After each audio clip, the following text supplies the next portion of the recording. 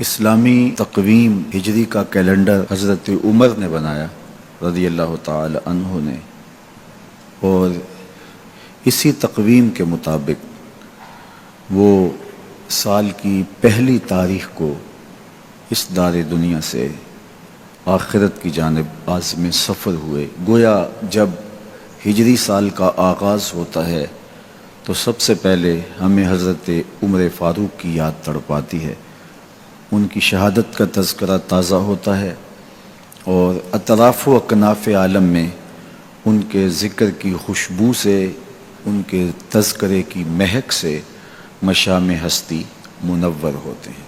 تو یہ نئے سال کا آغاز ہے، ہم نئے عزم کے ساتھ آگے بڑھیں اور اپنی صبح کا آغاز صلاۃ التہجد سے کریں۔ تہجد کے لمحے اللہ کی رحمتوں کے نزول کے خاص لمحے ہوتے ہیں۔ میرے بزرگ فرمایا کرتے تھے کہ باطن کی صحت کے لیے تہجد کی نماز بہت ضروری ہے، اور جسم کی صحت کے لیے صبح کی سیر بڑی ضروری ہے۔ تو یہ دو چیزیں جو ہے وہ بہت ضروری ہے۔ تو بالخصوص یہ بچے جو ہیں، جب اس عمر میں ان کی عادت پختہ ہو جائے گی تو یہ زندگی کی آخری سانس تک باقی رہے گی۔ میرے بزرگ فرمایا کرتے تھے کہ مجھے تہجد کا عادی میری ماں نے بنایا ہے۔ وہ کس طرح کہتے ہیں کہ جب تہجد کا وقت ہوتا تو میری ماں میرے پاؤں آ کے دباتی تھی اور میں جلدی سے اٹھ جاتا، تو وہ تہجد کے لیے مجھے مصلی پہ بٹھاتی۔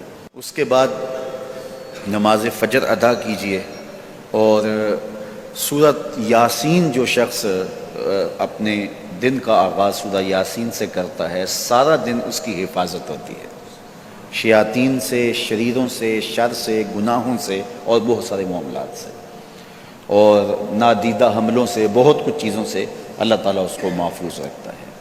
تو سارے سورہ یاسین کی تلاوت اپنے معمولات میں شامل کر لیں۔ نماز فجر کی ادائیگی کے بعد آپ ہلکی پھلکی ورزش ضرور کیجئے۔ جو قوی مومن ہے، طاقتور مومن ہے، کمزور مومن کی نسبت اللہ کو زیادہ محبوب ہے۔ تو طاقتور مومن، قوی مومن، یہ مطلوب ہے شریعت کا، اور یہ مقصود ہے شریعت کا۔ پھر سونے سے قبل سورۃ الملک ایک مرتبہ ضرور پڑھیے گا۔ جس طرح سورہ یاسین پڑھتے ہیں تو سارا دن آپ کی حفاظت رہتی ہے، اور سورہ ملک اگر پڑھتے ہیں تو ساری رات آپ کی حفاظت رہتی ہے۔ اور سورہ واقعہ ایک مرتبہ یہ زندگی میں معمول بنا لیں، کیونکہ ہمارے جو معاشی مسائل ہیں اس کا بہترین روحانی حل سورہ الواقعہ ہے۔ سورہ الواقعہ کی تلاوت کرنے والا کبھی بھی کنگال نہیں رہتا۔ میں جب بھی اللہ کی توفیق سے یہ محسوس کرتا ہوں کہ ادارے کو وسائل کی ضرورت ہے تو سورہ واقعہ کو زیادہ پڑھنا شروع کر دیتا ہوں، تو اللہ خزانہ غیب سے مدد فرما دیتا ہے۔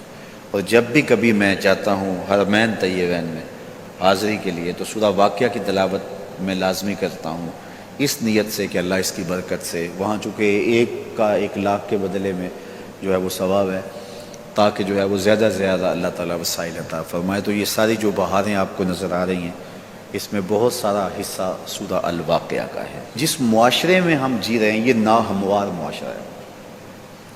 یہ ہمارے خاندانی نظم ہو تو وہاں بھی عجیب سی بولی اور عجیب سی لینگویج ہوتی ہے، اور ہمارا دیہاتی کلچر بھی، ہمارا شہری کلچر بھی، وہ بھی عجیب سا ہوتا ہے۔ اسی طرح جو ہے وہ یہ ہمارے مدارس کی، مساجد کی دنیا بھی، یہ بھی ایک الگ کائنات ہوتی ہے۔ تو اس میں بھی مخصوص ایک طریقہ کار ہے اپنے مد مخالف کے لیے اور اپنے مد مقابل کے لیے۔